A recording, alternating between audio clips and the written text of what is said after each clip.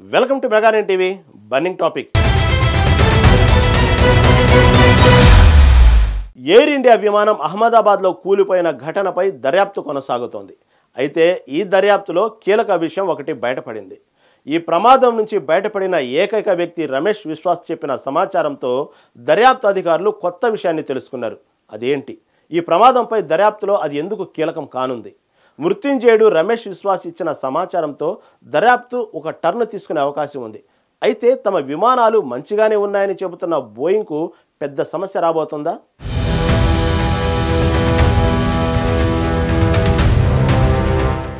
అహ్మదాబాద్ లో air India ఘోర విమాన ప్రమాదంపై దర్యాప్తు వేగంగా కొనసాగుతోంది. ఈ విమానంలో 230 మంది ప్రయాణికులు, 12 మంది సిబ్బంది ఉన్నారు. టేకాఫ్ అయిన 30 సెకండ్లలోనే విమానం 825 అడుగుల ఎత్తు నుంచి వేగంగా కిందపడి మెడికల్ కాలేజీ హాస్టల్ మెస్ ఏరియాలో కూలింది. ఈ దుర్ఘటనలో 241 మంది విమాన ప్రయాణికులు, గ్రౌండ్ లో ఉన్న కొందరు మెడికల్ స్టూడెంట్స్ తో పాటు చాలా మంది చనిపోయారు. అయితే ప్రయాణికుల్లో ఒకే ఒక్కరు బతికారు. అతనే రమేష్ విశ్వాస్. ప్రమాదంపై విచారణ చేపట్టిన కేంద్ర దర్యాప్తు బృందాలు రమేష్ ను ప్రశ్నిస్తే కొన్ని కీలక అంశాలు బయటపడ్డాయి. ప్రమాదానికి ముందు రమేష్ బూమ్ అనే శబ్దం విన్నానని చెప్పాడు. ఈ శబ్దమే విమానంలో ఏదో పెద్ద సమస్యకు కారణమైందని భావిస్తున్నారు.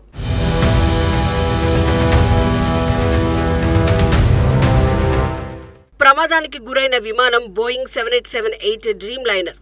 ఎక్కువ దూరం ప్రయాణించడానికి, ఇంధనం ఆదా చేసుకోవడానికి ఈ విమానంలో కొత్త టెక్నాలజీని ఉపయోగించారు. ఈ విమానంలో సాధారణ విమానాల్లో ఉండే హైడ్రాలిక్, న్యూమాటిక్ సిస్టమ్స్ కు బదులు ఎక్కువగా ఎలక్ట్రికల్ సిస్టమ్స్ ఉపయోగిస్తారు. దీనివల్ల విమానం తేలికగా, ఇంధనం తక్కువగా ఖర్చు అయ్యేలా ఉంటుంది. కానీ ఇప్పుడు ఈ ఎలక్ట్రికల్ సిస్టమ్ పైనే అనుమానాలు వస్తున్నాయి.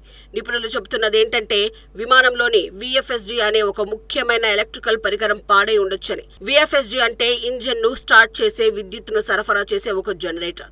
ఇది పనిచేయకపోతే విమాన ఇంజన్లకు విద్యుత్ సరఫరా ఆగిపోయి పైలట్లు కంట్రోల్ కోల్పోయే అవకాశం ఉంది.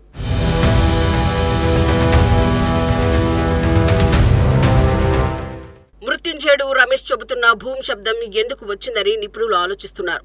ఈ శబ్దం VFSG పాడైనప్పుడు లేదా ఎలక్ట్రికల్ సిస్టమ్ లో షార్ట్ సర్క్యూట్ అయినప్పుడు వచ్చే శబ్దం కావచ్చని అనుమానిస్తున్నారు.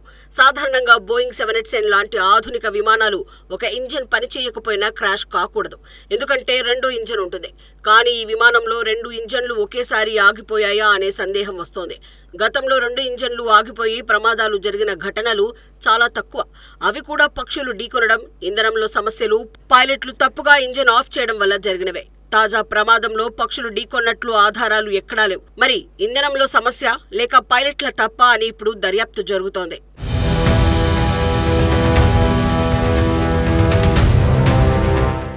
ఈ విమానంలో పైలట్లు చాలా అనుభవం ఉన్నవాళ్ళు. కెప్టెన్ సుమిత్ సబర్వాల్ కు బోయింగ్ 787 డ్రీమ్ లైనర్ లో 9000 గంటలకు పైగా ఫ్లయింగ్ అనుభవం ఉంది. కానీ కొందరు నిపుణులు మాత్రం పైలట్లు తప్పుగా ఒక ఇంజన్ ను ఆఫ్ చేశారా అనే అనుమానం వ్యక్తం చేస్తున్నారు. భూమి శబ్దం వచ్చినప్పుడు ఒక ఇంజన్ ఆగిపోయి ఉండొచ్చు. కానీ విమానం ఎందుకు అంత వేగంగా కింద పడింది? పైలట్లు బహుశా సరైన ఇంజన్ ను కాకుండా తప్పుగా మరో ఇంజన్ ను ఆఫ్ చేశారేమో అనే అనుమానం కూడా వ్యక్తమవుతోంది. అయితే ఇది కేవలం అనుమానం మాత్రమే. విమానంలో ఫ్లాప్స్ అంటే విమానం ఎగరడానికి సహాయపడే రెక్కల భాగాలు. విమానం చక్రాలతో సమస్య ఉండొచ్చని కూడా కొందరు చెప్తున్నారు. కానీ ఈ స్విచ్లు కాక్పిట్ లో దూరంగా ఉంటాయి కాబట్టి పైలట్లు తప్పు చేసే అవకాశం తక్కువని మరికొందరు అంటున్నారు.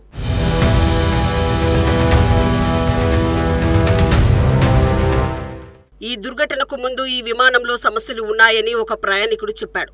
ఆకాష్ వత్స అనే వ్యక్తి ప్రమాదానికి 2 గంటల ముందు ఈ విమానంలో ఢిల్లీ నుంచి అహ్మదాబాద్ వచ్చానని, అప్పుడు ఎయిర్ కండిషనింగ్ పని చేయలేదని, సీట్ల బటన్లు, ఎంటర్టైన్మెంట్ స్క్రీన్లు కూడా సరిగా లేవని ఎక్స్ లో పోస్ట్ చేశాడు. ఈ సమస్యలు చిన్నవిగా కనిపించిన విమానంలో ఎలక్ట్రికల్ సిస్టమ్ తో పెద్ద లోపం ఉందేమోనని తెలియజేస్తాయి. ఈ విమానం గతంలో ఢిల్లీ నుంచి ప్యారిస్, టోక్యో, మెల్బోర్న్ లాంటి అంతర్జాతీయ రూట్లలో ఎలాంటి సమస్య లేకుండా ఎగిరింది.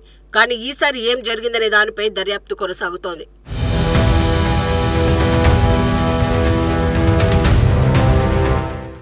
ఈ దుర్ఘటన తర్వాత భారత directorate general of civil aviation దేశంలోని అన్ని బోయింగ్ 787 విమానాలను తనిఖీ చేయమని ఆదేశించింది. ఎయిర్ ఇండియాకు 33 బోయింగ్ 787లు ఉన్నాయి. వీటిలో కొన్ని విమానాల తనిఖీ పూర్తయింది. ఇంజన్, ఇంధన వ్యవస్థ, ఎలక్ట్రానిక్ కంట్రోల్స్, టేకాఫ్ సెట్టింగ్స్ లాంటి కీలక భాగాలను జాగ్రత్తగా చెక్ చేస్తున్నారు. ఈ తనిఖీల వల్ల కొన్ని విమానాలు ఆలస్యం కావచ్చని ఎయిర్ ఇండియా చెప్పింది. ఈ క్రాష్ తర్వాత బోయింగ్ కంపెనీపై ఒత్తిడి పెరిగింది. Boeing CEO Kelly Ortberg Paris air show trip ను క్యాన్సిల్ చేసి ఈ దర్యాప్తుకు సహకరిస్తున్నారు. బోయింగ్ షేర్లు 7.72% పడిపోయాయి.